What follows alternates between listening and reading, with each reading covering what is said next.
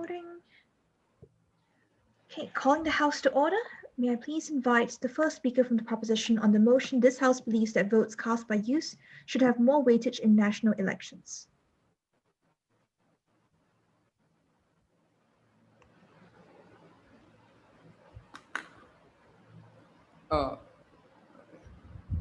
Should I start?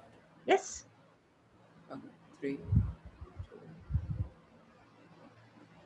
Ladies and gentlemen, when we look at status quo, what do we see? We see problems, we see emerging threats like climate change, like homophobia, that clearly doesn't seem to affect the older demographic to a great extent, right? Even if it does affect the older demographic, what we see is that we do not see much progressive change happening, right? We do not see significant efforts being made by these older generations to combat this change, right? They have almost become accustomed to these discriminatory norms that we do not see much change being happening. And this is heavily prevalent in status quo. When we see in almost all democratic states, what do we see? We see that the older generation opt for more conservative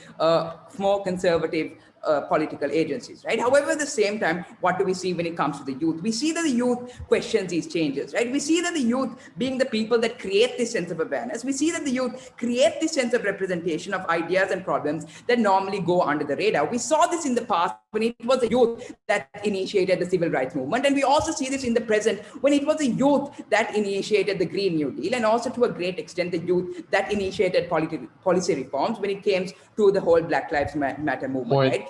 These not right now. These were all changes that happened even without sufficient representation of the youth in such elections. Now just imagine, adjudicator, how many problems, how many more issues could be solved if we did encourage these youth to in fact take part in a policy level, right?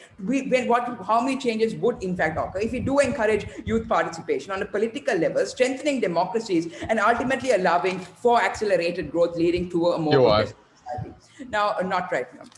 Now, 2 points before I move on to my first substantive, which is how it upholds the sense of democracy and strengthens democracy. 2 points of framing to the House. Firstly, what do we consider when we talk about youth, right? We tell you that the youth is essentially a demographic of a society between the ages of 18 to 30. And secondly, how will their votes be given higher preference, right? We tell you that their votes will be given higher preference when their votes account for 1.5 times more than what someone in the older demographic, for example, vote would count for. Now moving before that, your points. In a country like, for example, Canada, would you cede entire control to the Green Party instead of relying on elections to decide that?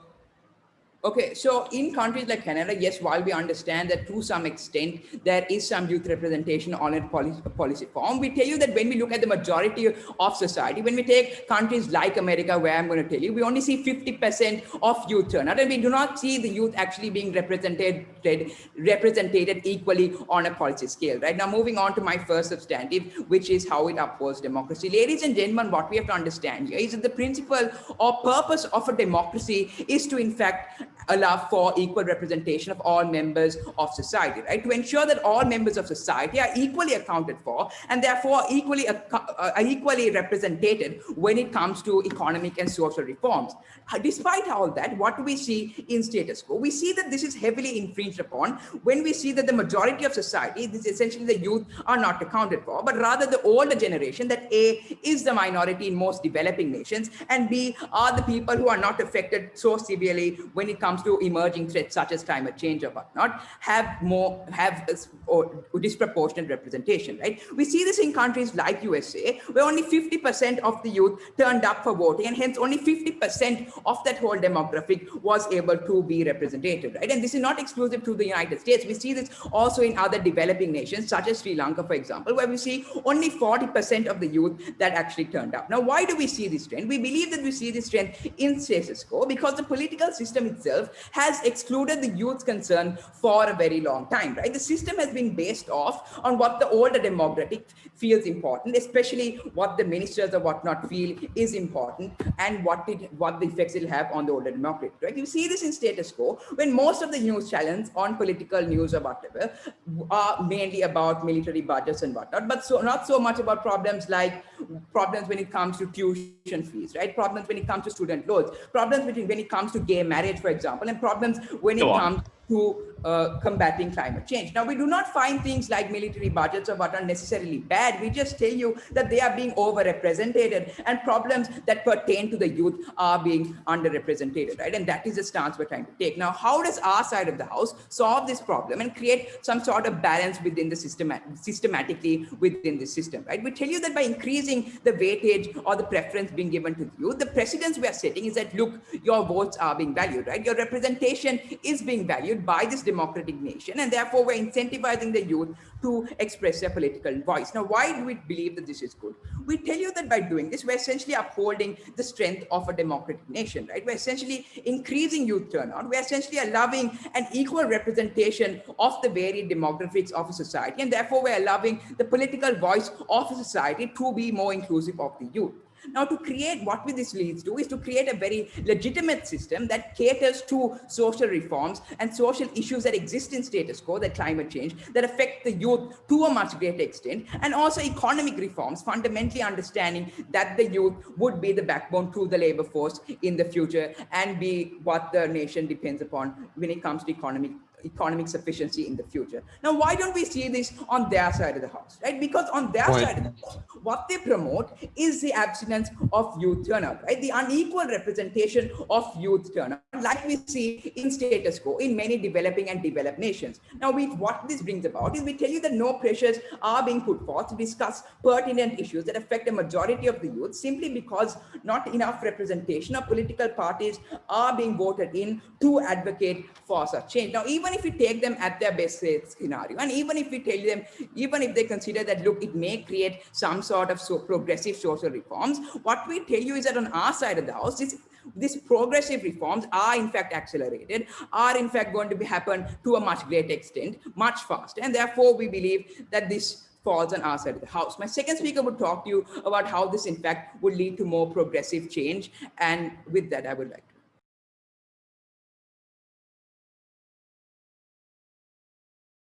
Thank you. Speaker spoke for 6 minutes and 39 seconds.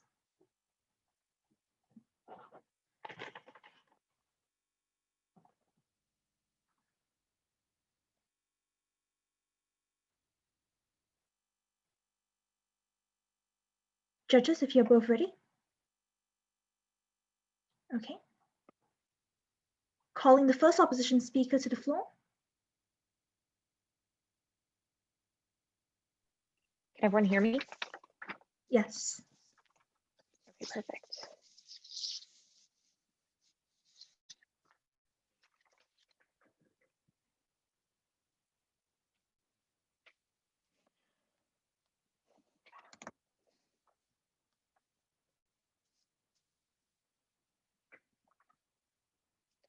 The problem with proposition in this debate is that they tell us we have two problems.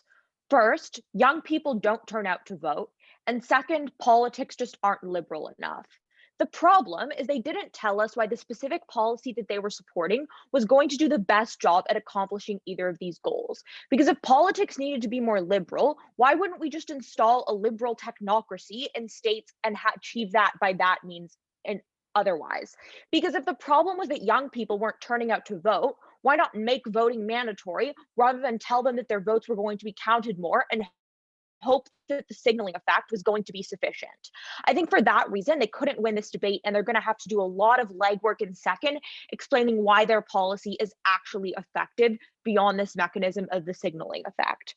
Thus, in my speech, I'm going to do a few things for you. First of all, I'm going to get into a stance and some framing of what we support, and then two constructive arguments.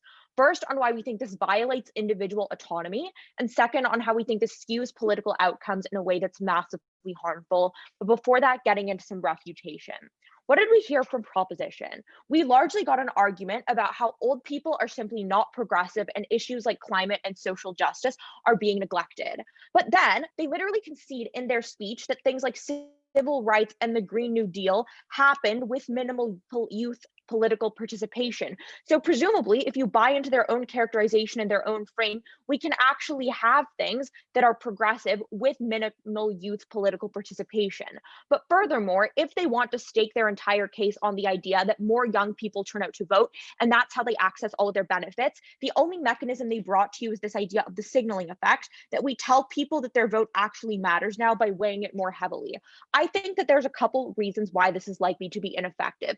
The first one is that the nature of partisan politics just means that there's often a lot of political deadlock. So assuming that this deadlock is happening on both sides of the house, I think that the fact that people don't care and are apathetic is likely to persist because there's just other things that mean the political process is quite slow and people feel like no matter what party they vote for, the outcome is just going to be the same.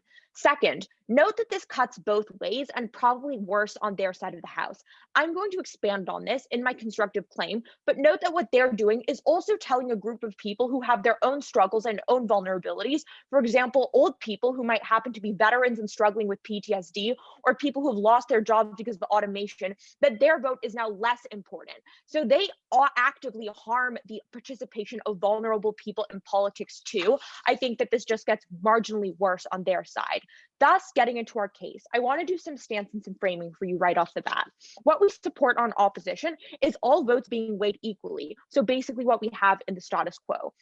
We think, crucially, that the scale of political power in the status quo is an equilibrium between different voting groups. What is some proof of this in society? First, we see politicians like Joe Biden or Pete Buttigieg, who are more moderate politicians that appeal to the center, running fairly progressive policies still as part of their platforms. For example, Joe Biden having an adapted version of the Green New Deal, or Pete Buttigieg having his Douglas plan on racial justice. So even these more moderate or centrist politicians still have progressive politics that matter and appeal to youth built into their platforms because these are important voting blocks in the status quo that are significantly powerful already.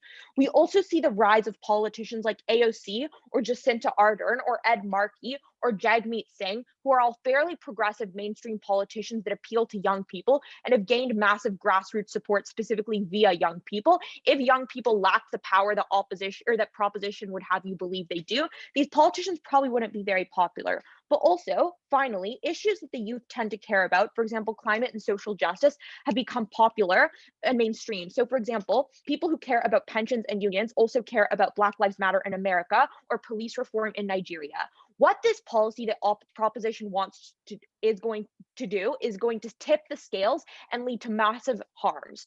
First argument then on the principle. Note that in democracies, we all make proportionately equal sacrifices. For example, in Canada, my teammates and I are all subject to adhering to the same Charter of Rights and Freedoms, to the same criminal code. We all have to pay taxes. To the state, we're subject to coercive law enforcement, and I can't just find a plot of land and decide to live there because the state upholds property rights. What this means is that we all make proportional sacrifices to each other in the idea or under a framework of democracy.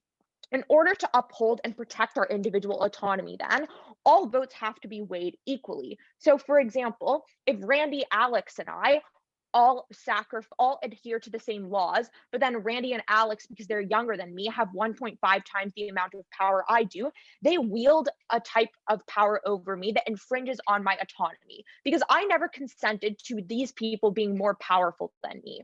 We think that this is principally unjustified and infringes on individual autonomy to a degree that means that democratic rights and freedoms are just simply not upheld, that your autonomy is being infringed upon and harmed. But for example, I want to emphasize the importance of proportionality here, right? Because note that in society, people pay different amounts of tax, for example, but people who pay more tax don't necessarily receive more voting power because the tax that they pay is proportional. That means that all of proposition material about how young people potentially have more to lose is just not important because we don't make decisions on the basis of how much we have to lose. We make decisions on the basis of how much you've given up proportional to who you are. Okay, then second argument on what the more practical ramifications of this are, namely how we think this skews political outcomes. Note that in the status quo, campaigns and politicians already skew platforms to a small degree to the youth, which means that any harm that proposition wants to bring up, the margin is just going to be wider because this already happens. So the margin of neglect widens on their side.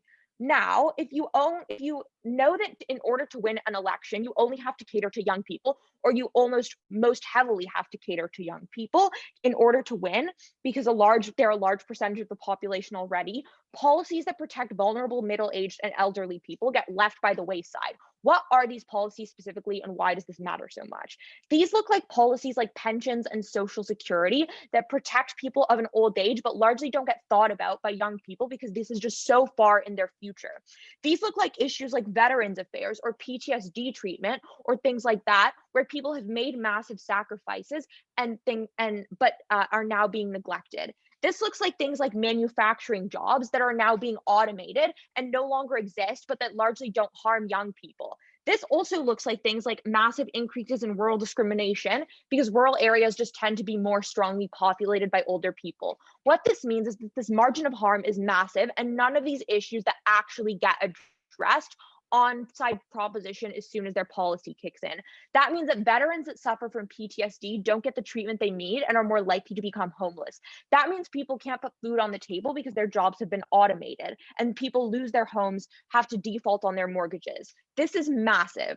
But second, I want to talk to you about disillusionment, because when people are told that no thank you, that they matter less, and that their vote is only 75% of what a young person's vote is, they grow angry at their government and frustrated with the system that told them that they were less valuable or less important.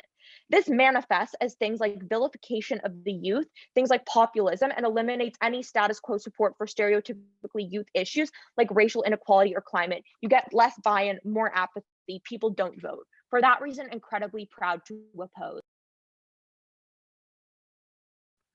Thank you. The speaker spoke for 8 minutes and 16 seconds. May I now invite the second speaker from the proposition, please? Do you mind just giving me a few seconds just to organize my notes? Yes, of course.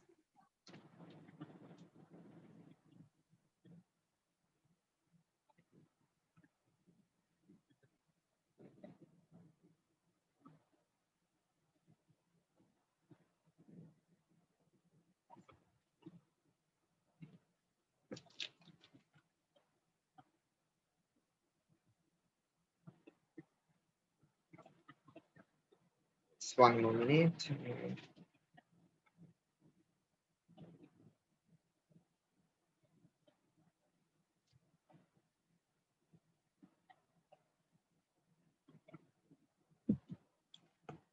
Am I audible? Yes, you are. Okay, let me just stop my stopwatch here. 3, 2, 1. Honorable adjudicator, I want you to think very, very carefully on what the first speaker of side opposition just told you. They essentially conceded that, look, in the status quo, that there's already progressive change being implemented. But what does this look like? Ladies and gentlemen, we tell you on our side of the house that this progressive change is not going fast enough. They talk about the Green New Deal and whatnot. They talk about how Joe Biden is implementing a version of the Green New Deal. But ladies and gentlemen, is this enough? We tell you that none of these policies are being implemented. The Green New Deal has not been implemented due to the predominance of Republicans holding it up and moderate Democrats. And we tell you all these status quo problems, which are perpetuated by the older population, are not. All this progressive legislation is not being passed. A few questions for the House today. First, the first question for the House is that whether progressive change is already implemented. We tell you that although that certain progressive change is still being implemented, it is not going far enough, right? We tell you that this is because progressive politicians usually have to appeal, especially the politicians who can implement large scale like the presidency and whatnot, typically have to appeal to the older voters who typically skew more conservative, right? And what does this mean? It means that progressive policies are instantly having to be more moderated in order to appeal to these conservative voters, right? And why is this bad? I will move on to that in my first substantive, right? And then they talked about how there'll be partisan political deadlock. We tell you that actually partisan political deadlock will be remedied on our side of the house. Why? We tell you this is because politicians usually have to now appeal rather than exclusively to the 64% of the electorate who are older voters. Rather, now they have to appeal to an equal youth voter. So therefore, they actually have to have more policies that actually address both sides of the house, that actually deliver progressive change, right? And we tell you that this partisan political deadlock will actually not exist on our side of the house, because politicians inherently have to take both sides of the equation. Denied, man, sir. Then they talked about how policies like pensions and whatnot are not getting enough attention. Ladies and gentlemen, we tell you that the youth are actually interested in these policies. Take a look about Alexandra Ocasio-Cortez's entire speech yesterday, right? She talked about why the Trump administration cutting Social Security was bad. And then what did this lead to? It led to groups like the Sunrise Movement and whatnot pushing for these types of progressive change, pushing for these types of pensions and whatnot. Because why? Because they are inherently connected to everyone in society through things like social media. They are more politically active and whatnot. And we tell you that this actually falls on their side of the house. Because why? What do we see in the status quo rather? We see in the status quo the older voters vote for conservative politicians typically on platitudes. What they say, they usually blow racial dog whistles. Rather, the older voters don't actually care about policy, rather they care about the dog whistles. And what we see is that these things like pensions and whatnot are actually being ignored. So let me move on to my substantive case on why on our side of the house it will deliver positive progressive change. And I will address it on two arguments, right? Firstly, how it will deliver positive social change, and secondly, denied, sir, and how it will deliver positive economic change. But before that, social change. What do we see in the status quo today? We see that we see throughout the world that there's tougher gay marriage laws are being imposed. We see many regressive policies against women being implemented in countries like Sri Lanka and India. Why is this bad? We tell you that this violates the fundamental aspect of equality being eroded. That no man or woman should be discriminated against because discriminated against on what they were born with. What will this lead us to? What will these regressive policies lead us to? It will lead us to a time of social instability, where communities are pitted against each other, creating riots, protests, and so much more instability that will make society to a point of collapse. Why do we see this? We see that this is because turnout is dominated by older conservative voters who have grown up in more conservative households, and therefore feel that it's okay to discriminate, that it's okay to do all of these things. And therefore, they will elect more conservative politicians who will dog whistle about these issues, and they care, and therefore they will implement more progressive policies. What do we see on the other hand with the youth generation? We see that they're more educated, that they understand the complexity of these social issues. They have been exposed to a variety of different people and movements through social media, and they understand what positive change actually looks like in status quo, right? And we tell you that by weighing these, but how can this positive change be positive social change be implemented faster on our side of the house? By weighing the youth more than the older generation, by allowing these youths more to be more weighted, you are enabling social change to take place, because you're inherently electing candidates who are going to appeal to the youth vote through things like positive social change, right? This looks like how Jacinda Ardern in New Zealand implemented progressive social change after appealing to the youth vote, right? Now, side opposition may come up and say, oh, you know what, this already takes place in status quo. But we tell you that it does not. It does not take place in countries like Sri Lanka and countries like India, the majority of developing countries, because the older voters always turn out more. And right, what and yeah, so let me and what this will lead to, it will lead to a more society that is based on our values, on a value of equality, a value of more social change. If we acknowledge even side opposition's case, what do we see? We see that older generations will continue to dominate the rest of the electorate. And what do we see? We see that dog whistles will be imposed, and will elect conservative politicians who will implement regressive policies, exactly how Donald Trump was elected. Then moving on to my second substantive, how it will deliver positive economic change, right? What do we see in the world? Yes, sir, before that.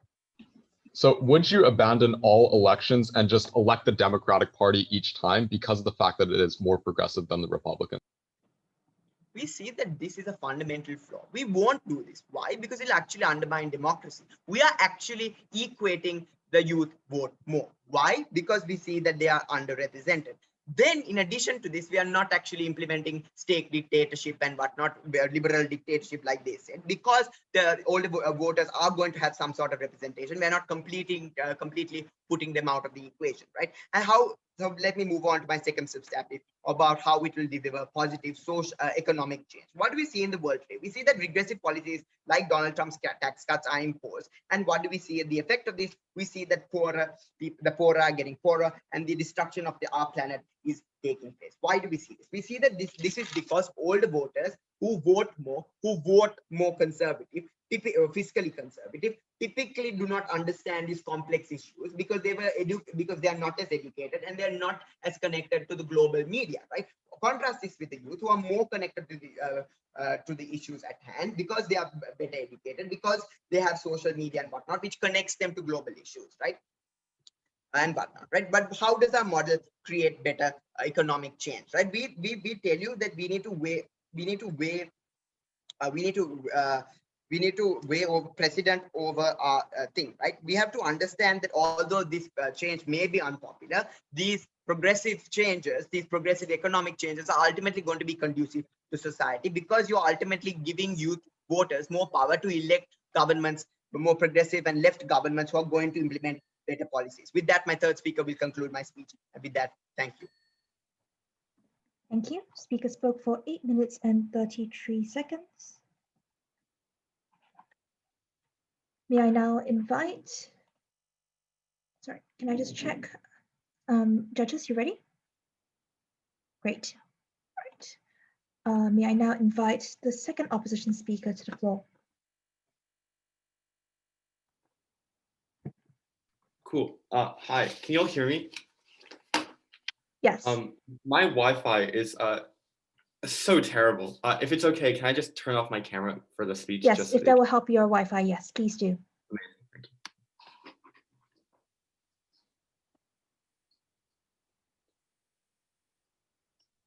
you. I'm just gonna get my phone.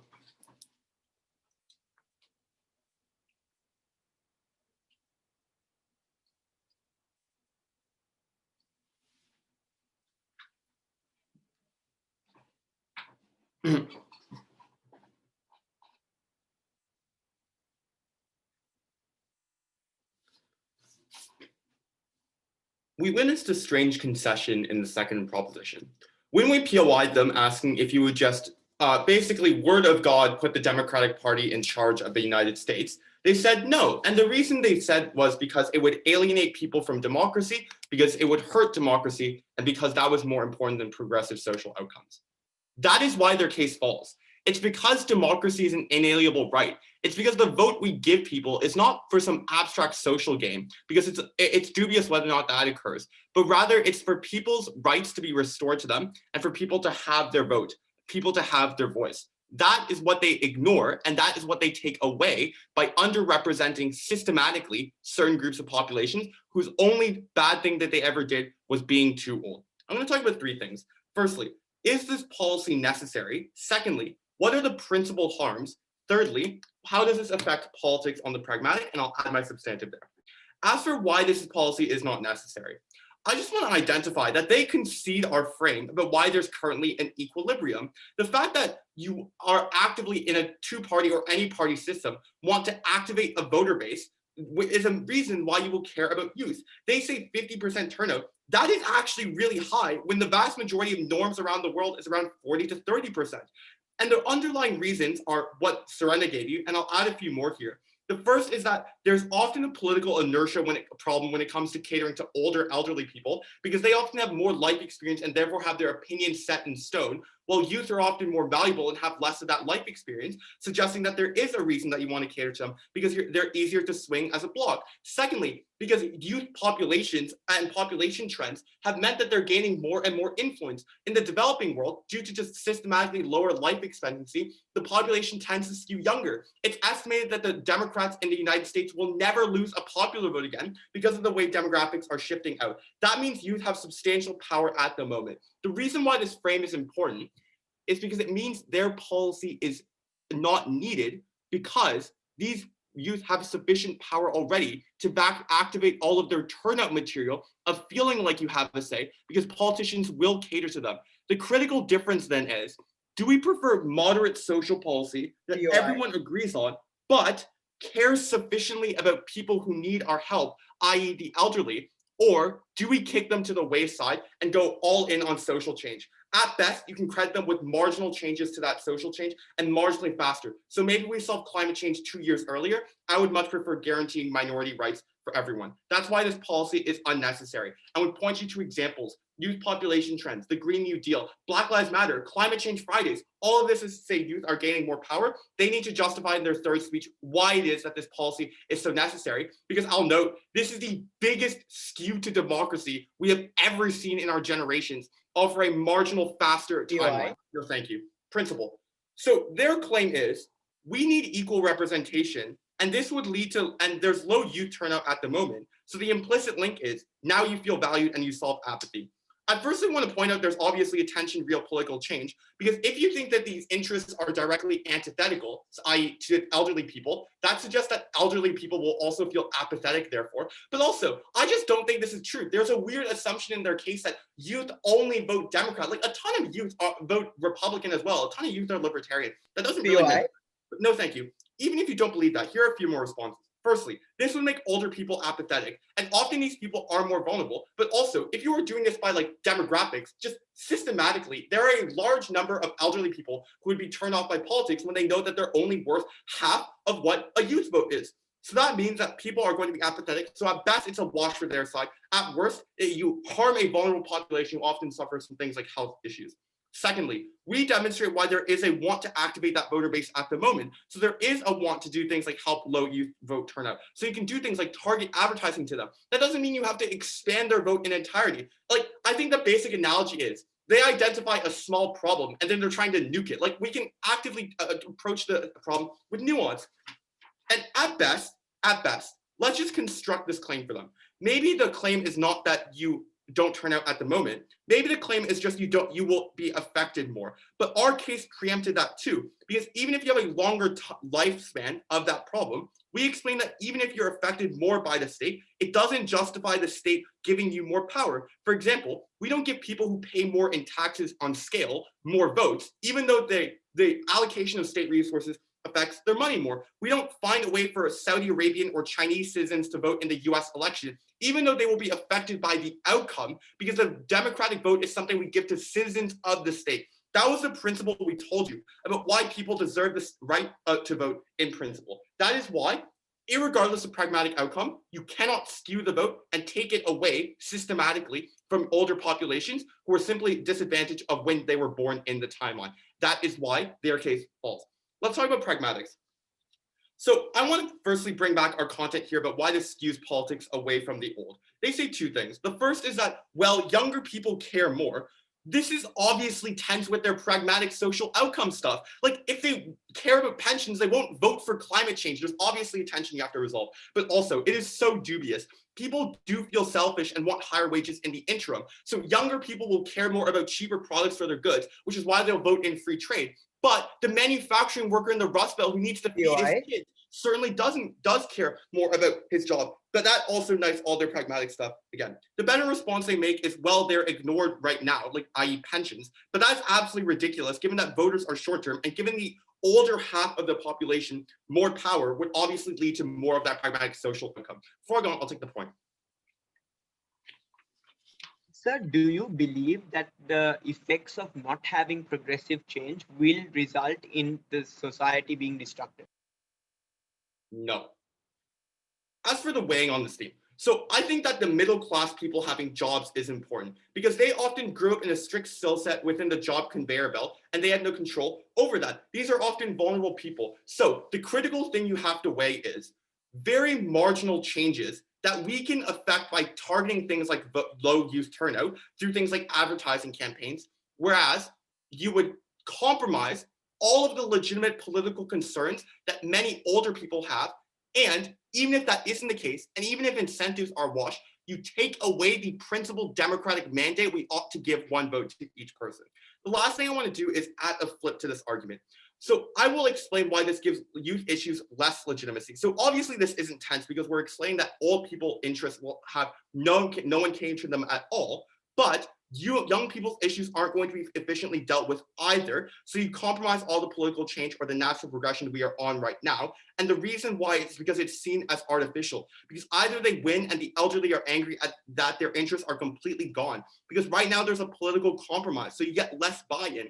What that looks like is people not opting into tax schemes, for example, or certain provinces like Florida or Quebec not actually changing their environmental policies because it's seen as illegitimate, as a threat to the democratic system. They're going to be weaponized and riled up by parties. They're going to be turned against the youth.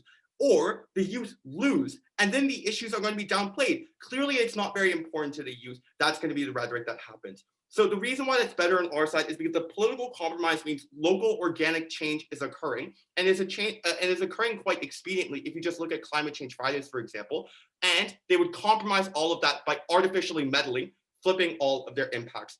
We have a democratic right to the vote, and they destroy it. That is why I'm very proud to oppose. All right, thank you. The second opposition speaker. Judges, if you're ready. Okay, can I now invite the third proposition speaker to the floor? I'm just gonna get my time out and sort out my notes. Can I have 30 seconds? Thank you. Yes, go ahead.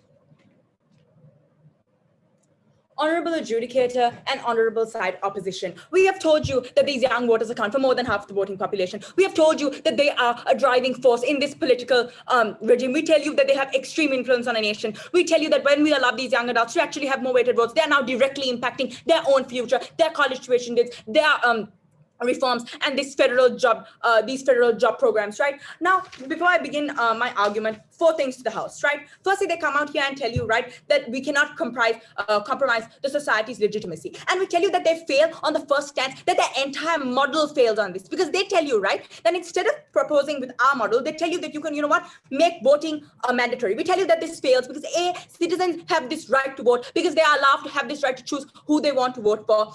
On a further level, what this does, it actually reduces the legitimacy of the vote itself, because now we see that when we have people having to vote because it is compulsory, this would reduce the legitimacy of votes, because now people will vote just because they have to, and people have this choice if they don't want to vote for a specific candidate because it does not support the views that they actually want their society to have. So right there, they have compromised the legitimacy of the voting system itself and compromised on the rights of these people itself. So right there, the model fails. Second thing, right? They come out here and tell you that they want everything to be weighted equally and that we are taking the elderly votes away. We told you we are not taking the elderly votes away. They still have this vote, but we justified why they have this 1.5 increase in the youth, because they are the ones predominantly affected in the future from this political change, from this economic change, from these social reforms. We tell you that in Sri Lanka, when we saw these protests and boycotts because of the underrepresentation in youth, which is why these need to be increased, because ours is the most effective way to address it rather than making votes mandatory and compulsory. Because what we tell you is that we have told you that there are significant underrepresentations taking place, and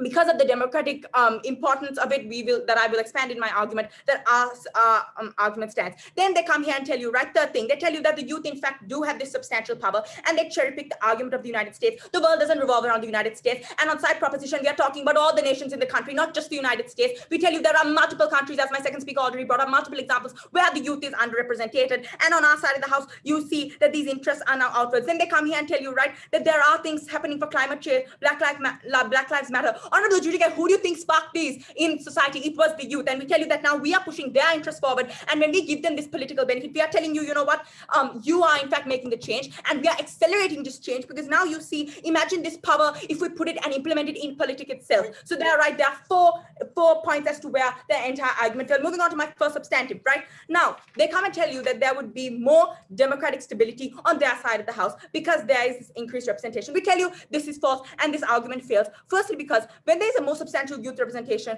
in society, we can sway these public policies, which are often neglected, because what you see on side opposition's argument are social costs, which they did not engage on, which they did not tell us exactly how they're going to face, including the youth being excluded from decision making, and they have to face the key socioeconomic costs despite their sensitivity to these social issues, including economic justice and whatnot, right? On another level, we tell you that we, in fact, are the only side that's actually looking on the long run, because now what you see is we are increasing this political socialization. They did not talk about how we're going to actually integrate these people into political socialization, because the youth actually fail to acquire this democratic responsibility in their formative years, which will actually affect the future democracies of a nation itself. So we are not only looking at the situation at hand now, we are in fact looking at the situation in the future as well, because what you see now is that the whole purpose of voting now is much more burdenized, because now you have to face issues such as climate change, issues such as social inequality, issues such as racial inequality. Moving on, what we see is that on our side, we actually promote this public order. We promote this democratic stability, which is needed for a nation, because what we see is that when approximately 82% of the youth, right, do not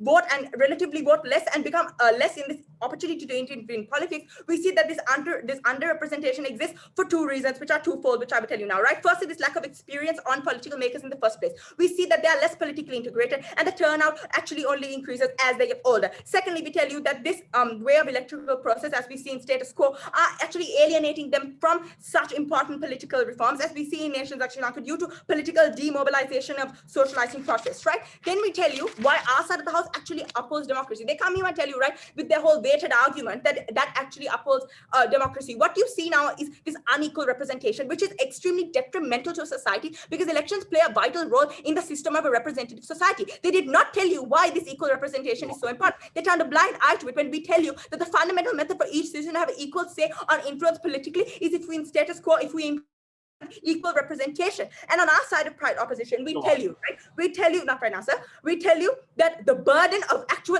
equal representation is not taken on their side of the house, and is actually only taken on our side, because on our side, you see prevented distortions. You see enhanced on the legitimacy of systems, because now there is equal representation. We tell you that what you see now on our side of the house is political stability, because now a vote is something that is not being abstained, but something that is exercised by choice, instead of side opposition arguments where they're trying to force people to vote to solve the issue. Right now, we tell you such a key issue is not held out on side opposition side. Two things: the effect on the turnout, right? You see, as more people are voting in the youth, it will increase the overall aggregate turnout, as group specific turnouts increase, and these are extremely beneficial to a society, right? Moving on to my second argument about which side actually promotes accelerated progression. We are not saying that side opposition does not promote progressive change. We are not saying that they do not promote this, but what we are telling you is that on our side of the house, it is accelerated. Because honorable adjudicator, at the end of the day, what is the burden faced? Who will actually reach the end of the line faster? And we tell you that is only seen on our side, because there are driving factors to social change. Firstly, the importance of elections. And we already told you 2020, there are far more issues. And as we progress in the world, we will see that these more issues will rise. And we tell you that the youth have to bear this burden and these future issues. We tell you on an economic perspective as well, countries such as Pakistan, right? They have to face this burden, as we tell you that the youth was in fact the majority who was affecting the economic value of a nation. We tell you that when these employment opportunities and whatnot are not taken into account, when they have to face economic and social costs, this will be detrimental to a society, right? We tell you on another level, honorable adjudicator, that they come here and tell you that all the people are vital for progressive change, and that all the people actually do help for progressive change. What you need to understand is that there are reasons why there have been multiple surveys telling you why almost 65%, twice as people, are likely to be against gay marriage. They tell you about 80% of the people are likely to be against different political social changes, and they come here and tell you that that these people are actually going to support it. We tell you that the president set by is that we are telling you that there's a clear reason as to why the youth have this burden, because the youth have this expansion of education. These youth have these new societal views which they look on today, and you see that on their side of the house, there's increase in political divide in society, more tensions in society, decreases in this progressive movement, decreases in these societal changes, which they did not argue at all. They come here and they do not engage in any of our arguments when we tell you about the negative effects to a democratic society, which is needed. This democratic stability which is needed for society to function. They did not come and they come here and give you this model that does not function, because they are forcing citizens. They do not come and justify their argument as to why the youth in fact have this more important burden to carry on, which they do not. They come here and cherry pick the United States instead, honorable adjudicator, which is why argument obviously stands. We tell you that when the global youth are more educated because of this expansion, we tell you that there will be more moral change. When they come here and tell you that social change exists on their house, and they concede with the argument by saying about Black Lives Matter and whatnot, we tell you this was the youth. And they simply just conceded to our argument and turned a blind eye to all of the arguments brought up by side proposition, which is why we urge you to side with side proposition. If you want to see accelerated progressive change, if we want to see a true democratic stability, equal representation for the people, giving these people this right to vote instead of taking this away from them, ensuring that these people's votes are accounted for, and ensuring that there is in fact substantial change. Thank you. Thank you to the third proposition speaker. And just to check, judges, are you ready? Okay. And now can I invite the third opposition speaker to the floor? Can I be heard? Yes, you can. Awesome. Just give me a moment.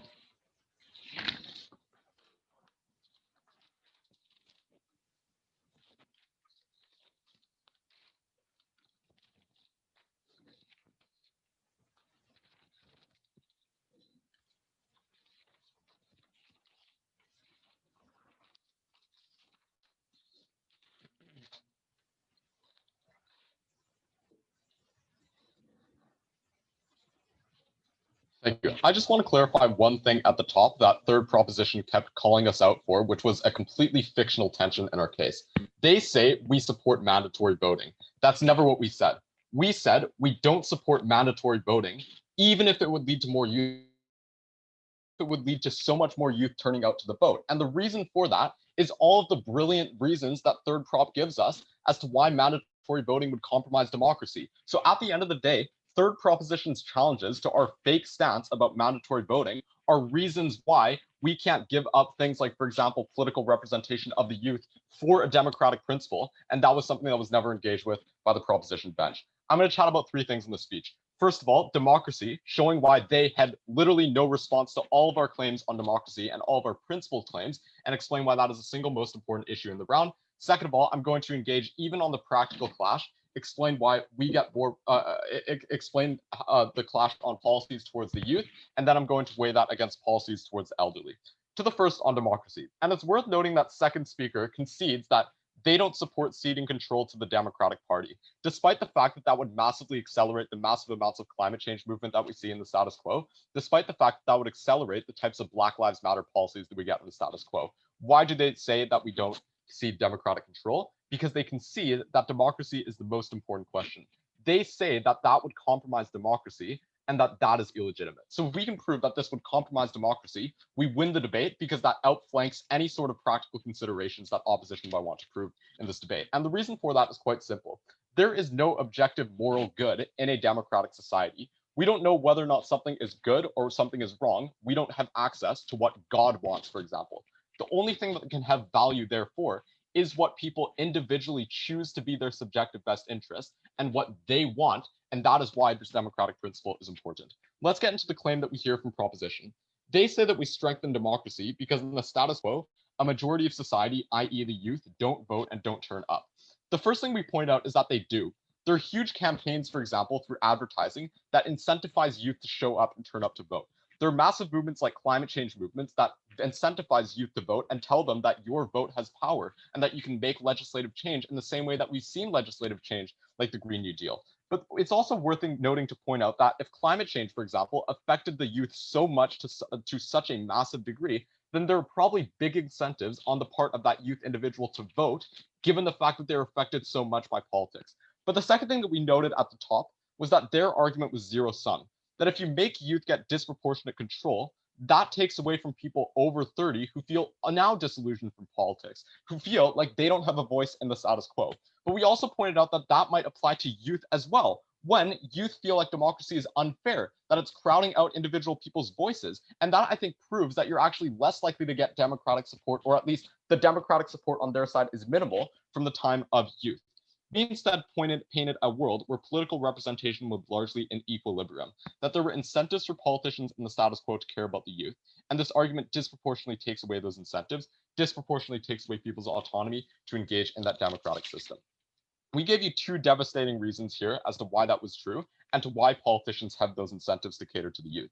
The first thing we point out was political inertia. The fact that, for example, individual elderly people often have fixed political preferences and are unlikely to be a swing voting bloc. And the second thing we point out was POI. youth populations within the developing world. They say this isn't just about the US, finding that they didn't engage with all of our structural reasons as to why A, political parties in general have incentive to do this, and B, in the developing world, given that youth populations are higher, you actually get more youth representation within those places, meaning we co-opted all of the opposition benefit. At the end of the day, I want to be very clear about this clash.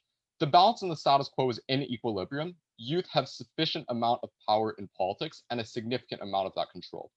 They tip the scales and give literally 50% more control to youth who already have that control we'd suggest in the status quo. That means I think they compromise democracy, and that was the most important consideration of the debate. Second of all, let's talk about policies to youth and engage on propositions grounds a little bit. So the first claim that we hear from side proposition is that you're likely to get long-term policies, such as, for example, climate change and other progressive policies. The first thing that's worth POI. noting is that not all youth are Democrats. Like, there's plenty of conservative youth, maybe even as much the elderly, and they couldn't just assert that like elderly people are always Points conservative, right? Because of the fact that youth are always also conservative. But the second thing that we point out is that these issues are catered to heavily, given all the structural analysis we gave up and down the bench as to why political parties have incentives to do that. But the second thing that they say is on progressive policies. Old people are discriminatory, and the youth have grown up in areas where that discriminatory nature might not happen. I want to point out here that that might have been true in 1950, but it's worth noting that those that are over, for example, 30 right now, grew up literally during the civil rights movement. They grew up during times when women got the vote. These people are generally, we don't think, actually super discriminatory in the first place, given that they have gone through those reforms to some degree. We also reject that youth aren't racist, right? Like, just because you've grown up in a progressive society broadly doesn't mean that there aren't specifically patriarchal societies that still exist within our society, such as, for instance, in places like the developing world, in places like India, for example, where you grow up thinking that certain types of people are maybe worse than you. It's also worth pointing out that if old people are so racist, they'll probably just tell their children to be racist as well. So I'm not sure why this has a marginal change in this debate. The final thing that I want to point out here is that proposition's rhetoric on how, for example, all of these all of these youth populations and all of these youth policies in terms of things like the Black Lives Matter movement are the youth. They concede, therefore, that youth have significant amount of control in politics and that they can actually achieve these changes. Achieve changes in terms of the Green New Deal that we saw, in terms of the massive amounts of police reform that we got into the United States. So if they want to prove that youth have the capacity to do this right now, I would say that there is no need for their policy in the first place.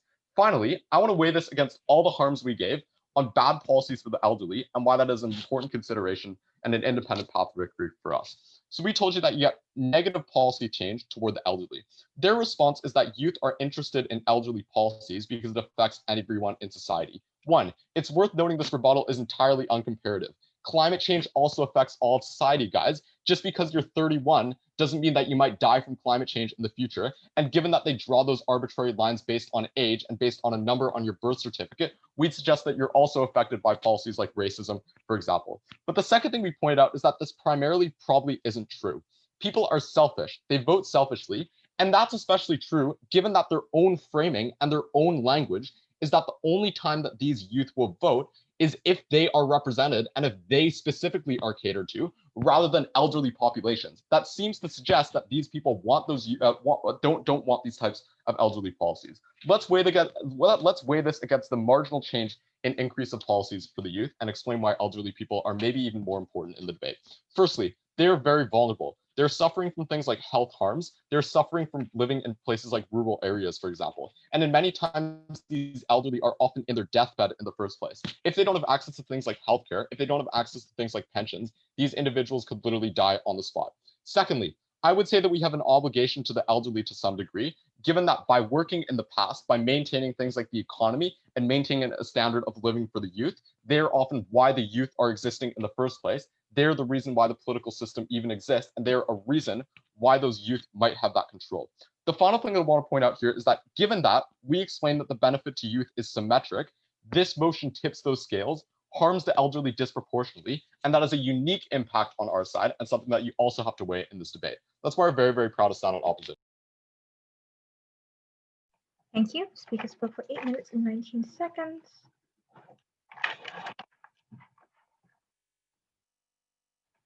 And if both judges are ready. Okay. And now can I invite the opposition reply speaker to the floor? Can everyone hear me? Yes. I want to clarify something in this debate.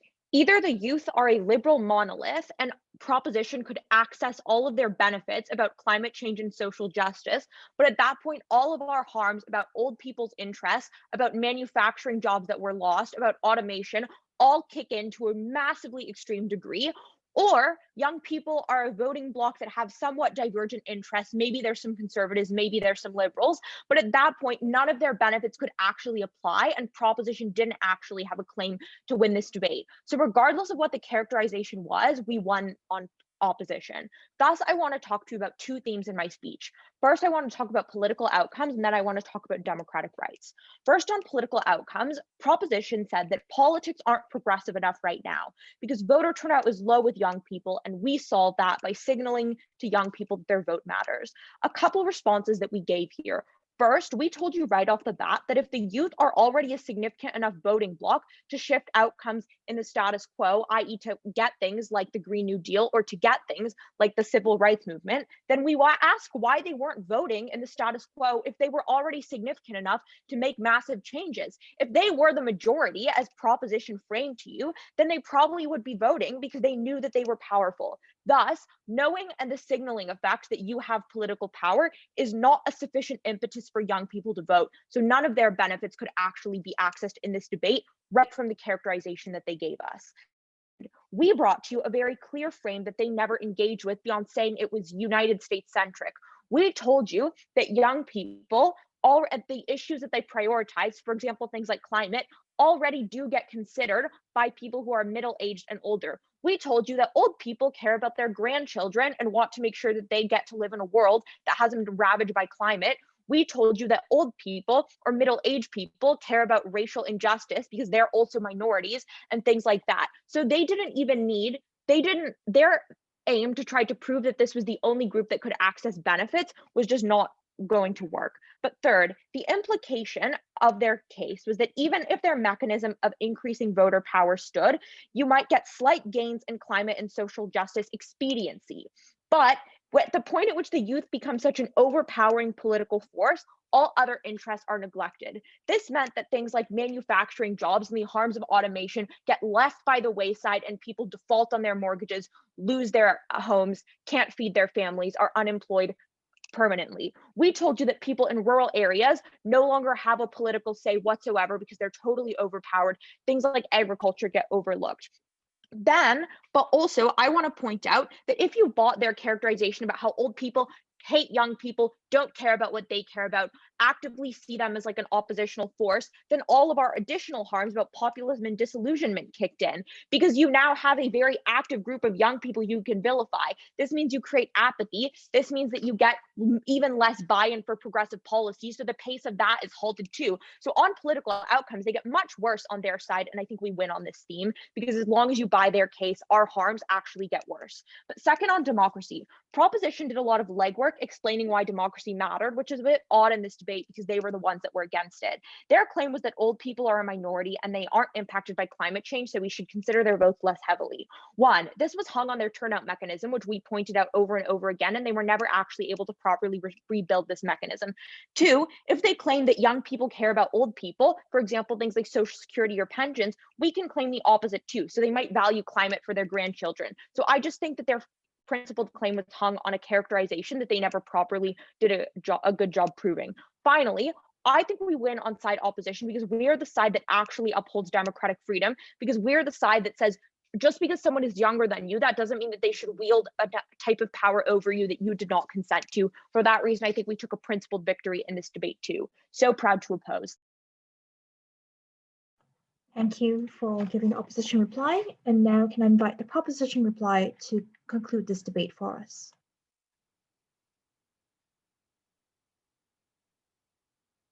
Could you just give me 2 seconds? Sure.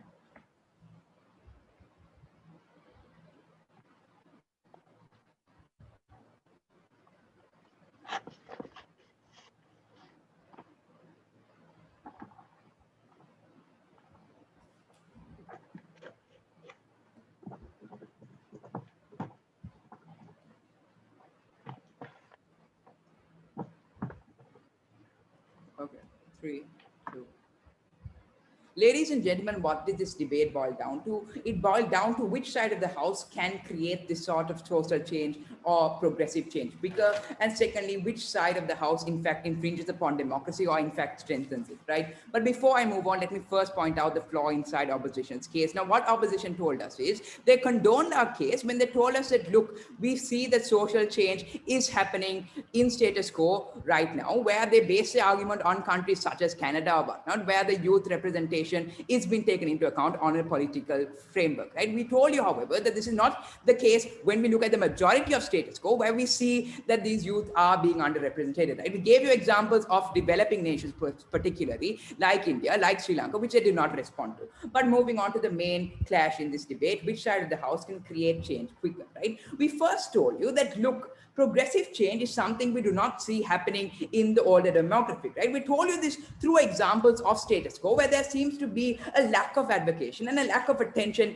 being given to progressive change, especially in nations where there is an underrepresentation of the root, right? For example, we gave you examples of this in the United States, where the older demographics choose to drive their attention to dog whistles or whatnot, rather than to more pertinent issues like climate change. We did not see a response to this. They then told us that we see sufficient change being made in the youth in status quo, even though they are underrepresented, right? We conceded to this. Yes, we do believe that some change is being made. However, our model, essentially, what we stand for is the acceleration of these progressive changes, right? What our model essentially says is we're promoting the advocacy of more social reform to expedite this process of bringing about more progressive change and to accelerate this growth of a more progressive society being made, right? We told you why this is important, because matters such as climate change, such as structural racism or whatnot, are very pertinent issues that are currently underrepresented on a political frame and hence lead to a fragmentation of society. Now, to make matters worse, when asked by team opposition whether they believe that these slow regressive reforms will lead to a fragmented society, the second speaker blatantly came up to us and told us no. They therefore based their whole argument on a very regressive world, which they in fact promoted and are completely fine with these regressive norms in fact existing.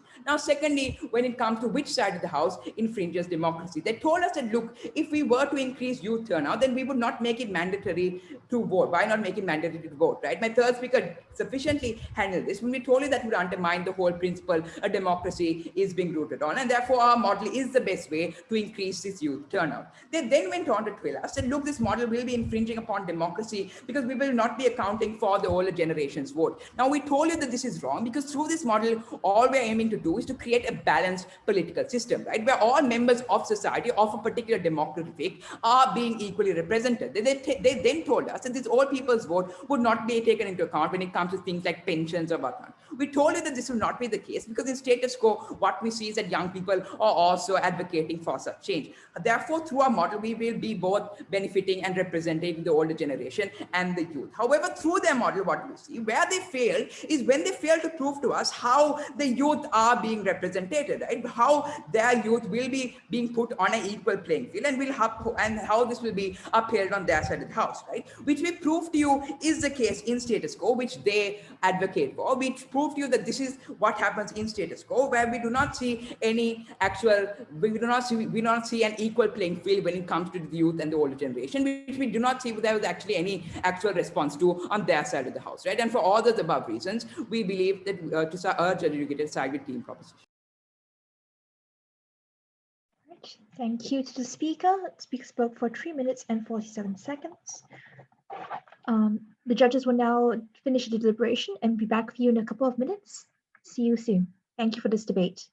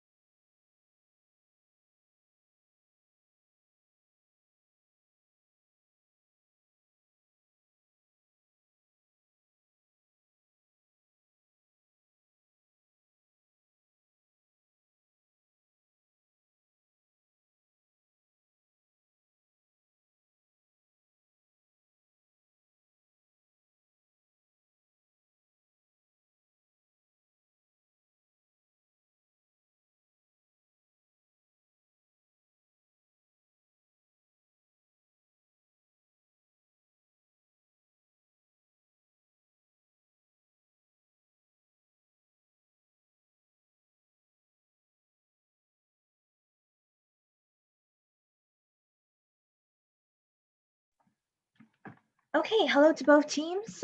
Judges are back. And before we give the verdict, I think the organizers want to take a photo or screenshot with everyone present. So if you would like to turn on all your videos, and I'll do a screenshot for all present. So at least we can say we were all gathered together. Okay. All right. 3. Oh, someone else. Okay, cool. One more person joining. In 3, 2, 1, cheese. Give me a second to save that file.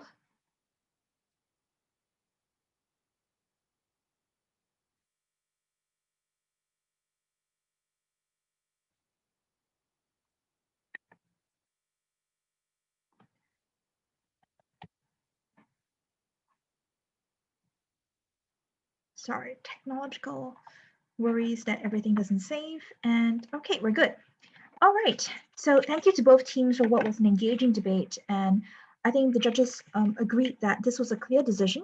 And what we like to say is that while the speakers were all strong, before giving the verdict, I just wanted to ask all speakers to consider for yourselves why this motion is being debated, what kind of context this is in, what sort of issues are surrounding the issues of the motion. So this debate focused primarily on the vote and election itself, assuming that at the point of selecting your government, that would determine everything else the government does. So this was a debate that focused primarily on that segment, which is possible. But also to understand that there's a larger ambit of how these democratic processes work, and both teams needed to deal with the analysis of how you actually got to whichever worldview you wanted to get to. So this was a unanimous decision in favor of opposition. And to both teams, it was a tremendously good job in terms of going through what is a very tricky motion in terms of analyzing, firstly, why youths are given a different type of vote, and secondly, why national elections specifically as a deciding area to focus this policy on.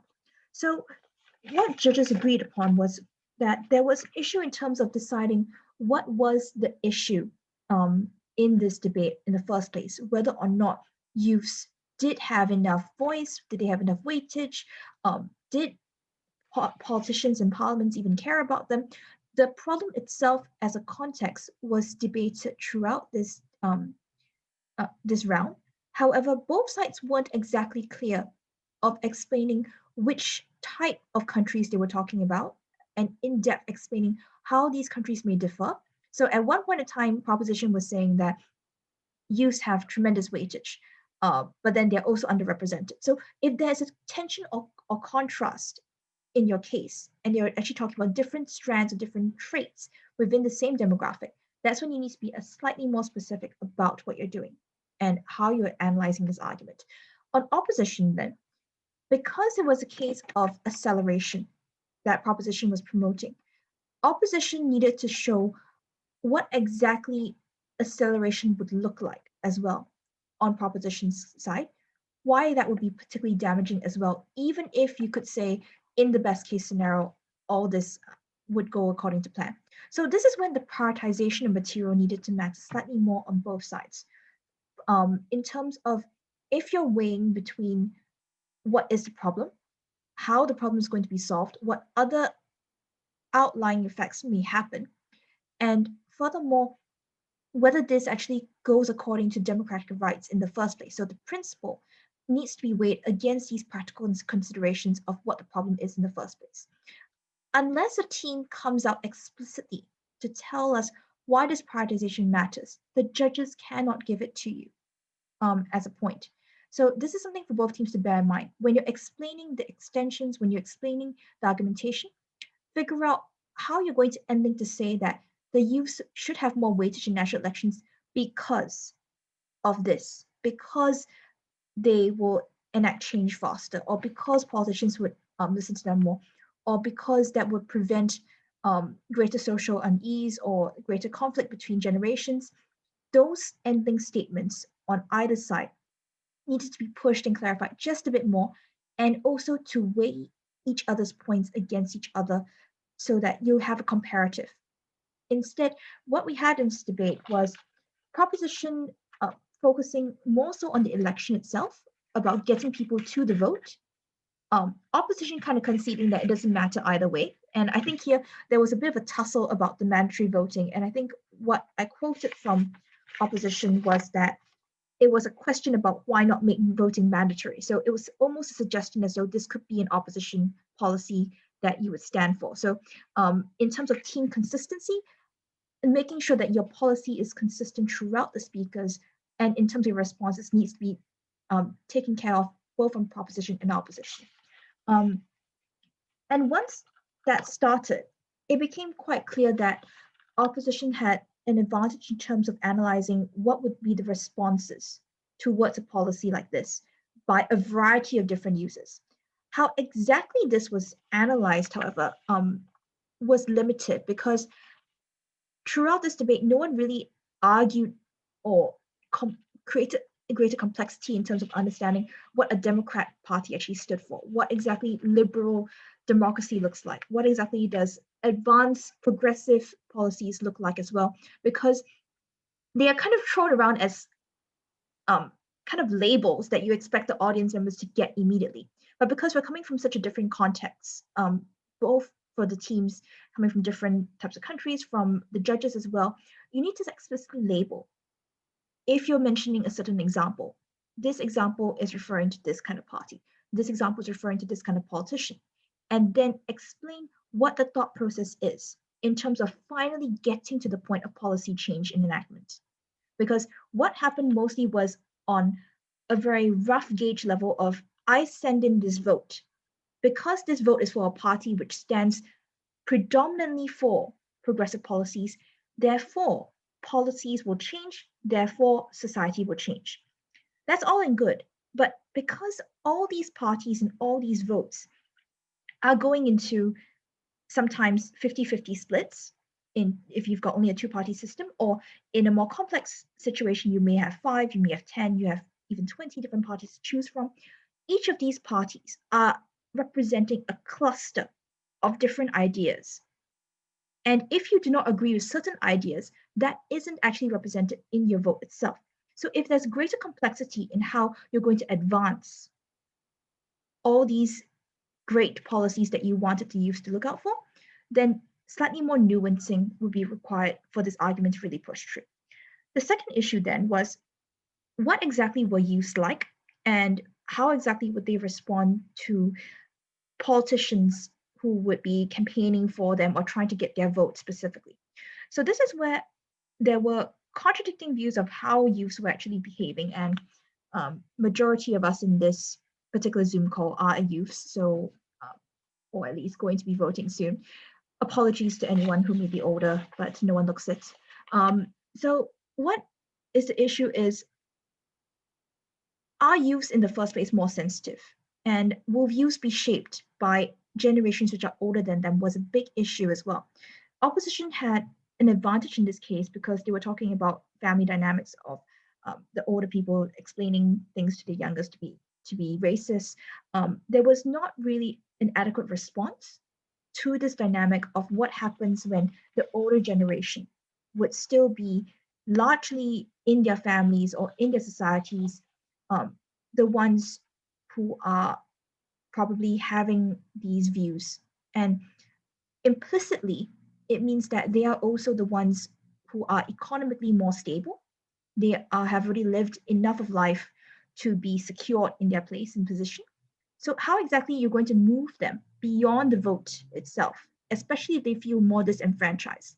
This is where it's quite interesting, because opposition kind of got away with saying that all these older people are really elderly old. The 40-somethings, 50-somethings, 60-somethings are never really mentioned. Sorry to them, because they are the neglected demographic in this debate. But also it means that all the people who are managers, who are the politicians' age group as well, are actually not being discussed. So that was a big question for me as an audience member and as a neutral judge, because if your main governments and bodies of power are actually this demographic, how will you change them? So that was a lingering question I had that I wanted both teams to have an end link for, because that was an excluded section, which was briefly mentioned in terms of explaining Joe Biden, explaining everyone else who had power, but I wanted to know how they would change if they knew that each youth voter would be 1.5 times in terms of vote amount. So the last bit that I wanted to talk about was the principal point about what exactly would justify the shift in this motion to have youths giving more weightage. This was principally explained as there are issues that youths represent, which are often requiring an accelerated change. So that was explained by proposition quite sufficiently. What I needed to hear as well was quite explicitly this national election would be the best way to bring that forward. In terms of timescale, how fast these policies will actually change in terms of what other areas of influence you would need to combat or have this kind of progressive change was not quite clear. And because of that, opposition managed to get away with saying that the change we have is enough if the backlash is that bad.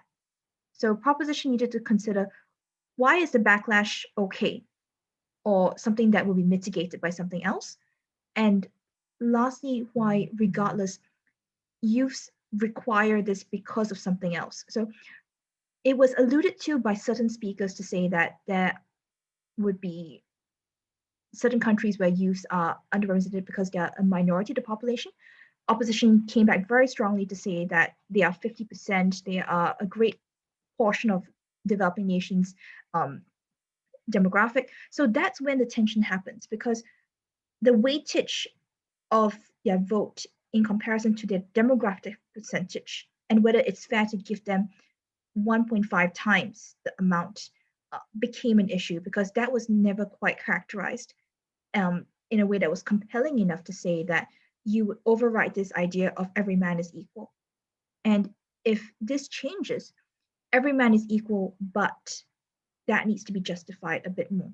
Yes, all these issues matter, but how you would actually allow for consistency in the application of democratic principles was something that both teams kind of skirted away a little bit more. Opposition also needed to deal with this issue a bit more assertively to really squash that point. And in terms of allowing for material dropped to be highlighted, that's a strategic point that both sides needed to figure out. If you feel that the other side is not dealing with an entire swath of your case, then earlier on in your speakers, respond to it. Also, if you think that something is coming up from the other side which needs to be responded to immediately, respond faster. That was something that happened on both sides of the House. So in terms of how this debate went, pretty good. In terms of where both teams could afford to have slightly more advantage for each other and yourselves, really engage as quickly as possible. Engage with as many different examples that represent the kinds of worlds you're talking about. And lastly, figure out what is the context of this motion and whether or not the ambit within this motion is discussing is also asking to prioritize what the motion's policy is against other types of scenarios, or whether this policy actually engages with and affects other issues that you're considering. So that's the oral adjudication. Thank you to both teams. If you'd like to, please just ask your coaches or mentors to message the individual judges. The panelists have great feedback for you as well, so please do look out for them on Discord if you would like to. Thank you to both teams and all the best for your debating journey on Zoom. Just one thing, if Team Canada does not mind, do you mind if you take a photo? Because you are kind of like the best team that we have gone up against so far. And well, I mean, our school will really